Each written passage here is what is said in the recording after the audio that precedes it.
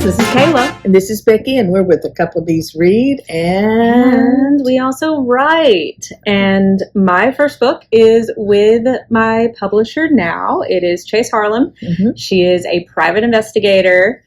Chase Harlem, my character, not my publisher. She is a private investigator based in New Orleans. And she's really sassy.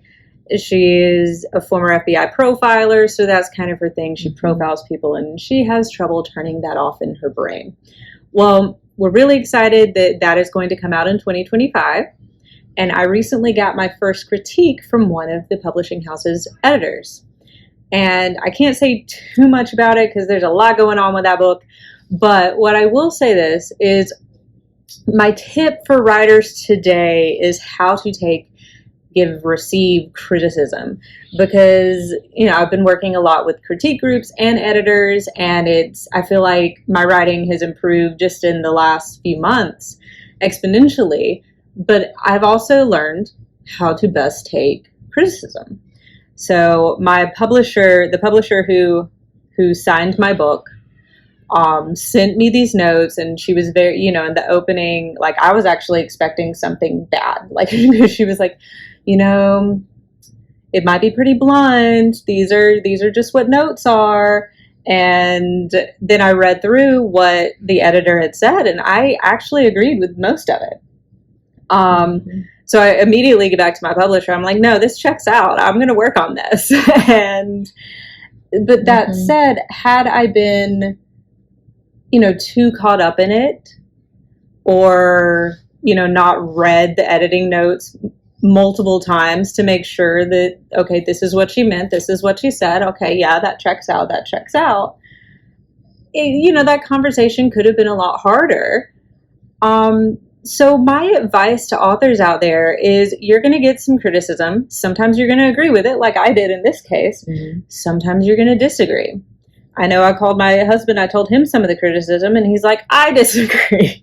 I disagreed too. Yeah, you disagreed with some of it too. But the important thing is that you keep an open mind. I also think that one reason none of it like hurt my feelings. In fact, like I said, I was very much in agreement with it. I think it's because I've been working with critique groups and working on other stuff. You hear all the time from authors that you need to always be writing. If you've got a project you're querying, you're working on, great, write the next book. Like, not necessarily the next book in the series, but the next book, because you learn from your writing and you learn from your reading. So all that to say, be willing to take criticism. Know that it's part of the art. Also know that as a writer, things can be fixed. You just have to be creative.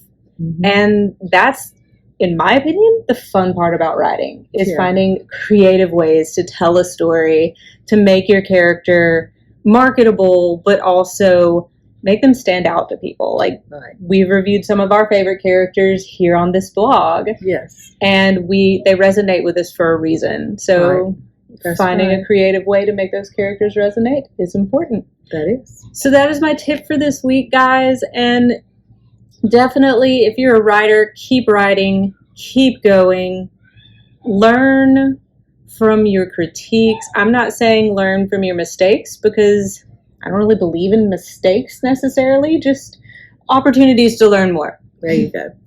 All right. Bye, guys.